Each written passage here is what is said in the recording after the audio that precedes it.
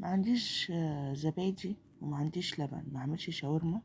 اعمل احلى شاورما واشبع عيالي بدل ما اشتري سندوتش وشيء الفلاني بره باسعار خياليه.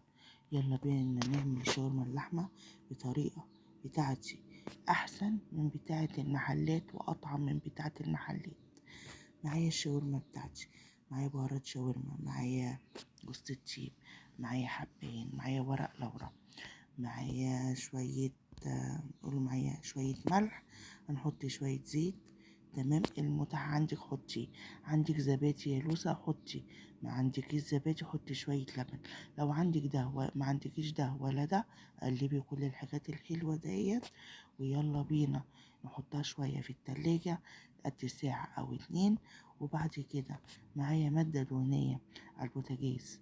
تمام، عايزة تعمليها بزيت اعمليها بسمنة، اللي يريحك. معايا حتة ليا ضاني هنشوحها على البوتاجاز لغاية لما نديها صدمة حلوة.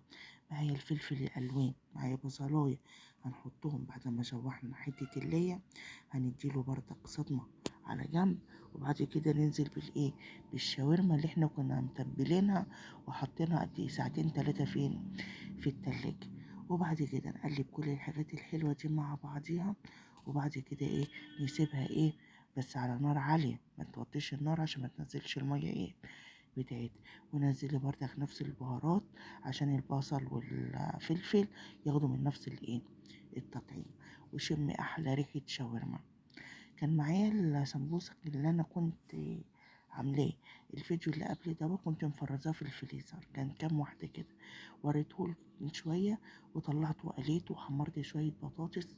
تمام، كنت مشترية كيلو عيش سوري. قلنا نعمل الايه الشاورما، وهنحط بعد ما الشاورما تدخل في السوا نحط معلقة توم صغيرة. تمام، اللي حابب يحط، اللي مش حابب ما يحطش، انا ما حبيتش ان احط بصراحة. حطيت معلقة خل، بتدي ريحة وبتدي التطرية لحتة اللحمة، بتبقى حكاية. خلصت الاكل بتاعي، هنبدأ نحشي الايه السندوتشات بتاعتي زي ما حضراتكم شايفين. بتنتني السندوتش زي انت ما شايفة كده، بتخلص الكمية اللي انت عايزة تعمليها مرة واحدة. وبعد كده تبدأي ايه، معلقة مادة دهنية زيت أو سمنة، وعلى البوتاجاز على الجريل بتاعك، وبتاعي ايه حمري السندوتشات ايه بتاعتك. وكانت أحلى سندوتشات والعيال شبعت وفاض منها كمان. السندوتش ده بتشتريه من بره وصل ل100 جنيه دلوقتي و120 جنيه. لو انت عندك 3 عيال ولا عيلين مش هيكفيهم 3 4 سندوتشات.